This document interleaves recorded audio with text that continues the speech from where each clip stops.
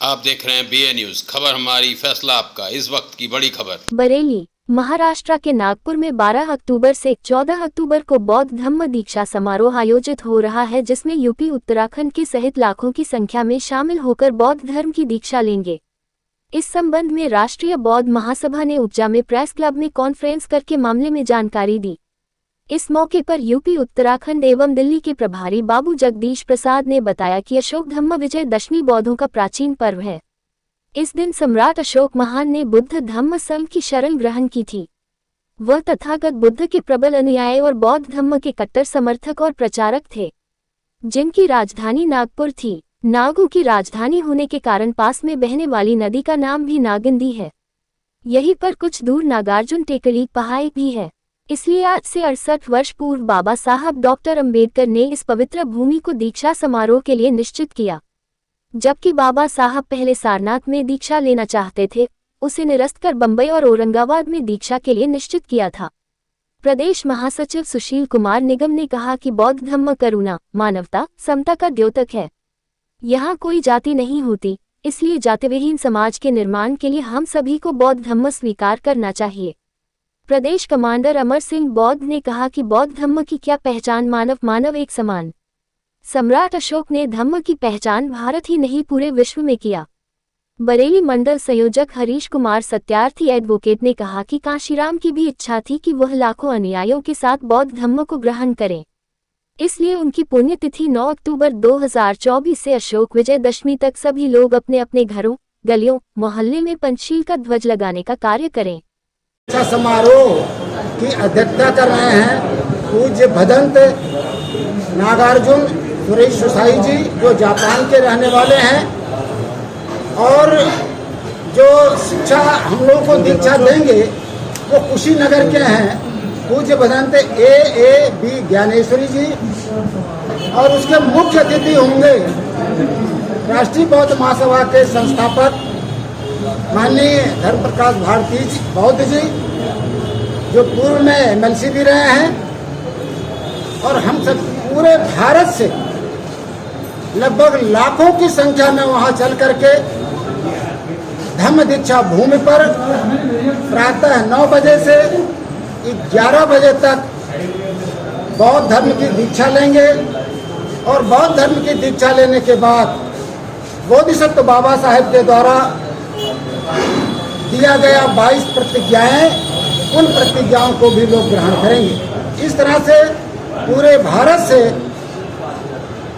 आज 68 वर्ष के बाद, 68 वर्ष पूर्व बाबा साहब ने धम्म दीक्षा का प्रोग्राम लिया था, और 68 वर्ष के बाद आज पूरे भारत से लाखों बाबा साहब अम्बेडकर के अनुयायी वहां चल करके दीक्षा लेंगे। क्या नाम है साहब आपका? मेरा नाम सुशील कुमार निगम है। मैं राष्ट्रीय बौद्ध महासभा का प्रदेश महासचिव, पूछिए पश्चिमी उत्तर प्रदेश का प्रभारी। और सबसे पहले मैं इस उपजा प्रेस क्लब में आए हुए सभी महानुभाव, press reporter, media, print media, सभी को पहले साधुवाद, धन्यवाद देता हूं। सभी का आभार व्यक्त करता हूं कि आप हमारे छोटे से मैसेज पर आए, इसके लिए आपका धन्यवाद। इस कार्यक्रम का आयोजन करने का उद्देश्य क्या है? ये डॉक्टर B.R. अम्बेडकर साहब ने जो 1956 को धम्म दीक्षा ली थी, धम्म दीक्षा इसलिए ली थी कि जो बौद्ध धम्म है वो धम्म मानवतावादी है, स्वतंत्रतावादी है, समतावादी है। स्त्री पुरुष किसी में भेदभाव नहीं रखने वाला है, ऊंच नीच वाला नहीं है। इसलिए इस धम्म की और इस कार्यक्रम की, क्योंकि देश में आए दिन हम लोग देख रहे हैं नाना प्रकार की घटनाओं से, क्योंकि मानवता का जब तक संदेश देश में नहीं जाएगा, जब तक मानव को मानवता पे नहीं लाएगा, क्योंकि मानव एक समान है, इसलिए इस कार्यक्रम की आयोजन करने की और धम्म दीक्षा लेने की आवश्यकता है। ये मानवतावादी धर्म है। इस धर्म में स्वतंत्रता, बंधुता, न्यायिक आधार पे ये धम्म है। और धम्म नहीं, प्रबुद्ध व्यक्ति बनाए जाते हैं, इस धम्म में प्रबुद्ध होते हैं। वहाँ पे कोई झगड़ा, कोई फसाद, कोई एक दूसरे बेमनता, विषमता नहीं होती है, ऊंच नीच भेदभाव नहीं होता है।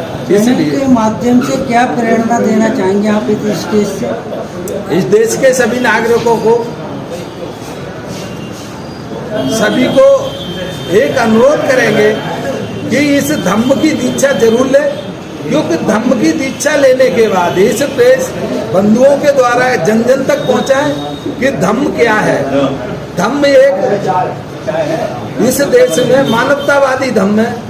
इसलिए मैं आप सभी से अनुरोध करता हूं, इस प्रिंट मीडिया द्वारा, इलेक्ट्रॉनिक मीडिया द्वारा इस संदेश को 14 अक्टूबर 2024 वो 14 अक्टूबर 2024 और 12 अक्टूबर 13 अक्टूबर 3 दिन का विशाल कार्यक्रम है। 14, 13, 12 को स्टार्ट होगा, 14 को खत्म होगा। ये 3 दिवसीय कार्यक्रम नागपुर में है। नागपुर में कार्यक्रम इसलिए कि वहाँ नागों की राजधानी थी, इसलिए बाबा साहब भीमराव अम्बेडकर ने नागपुर को ही चुना था। उत्तर प्रदेश के सभी स्टेटों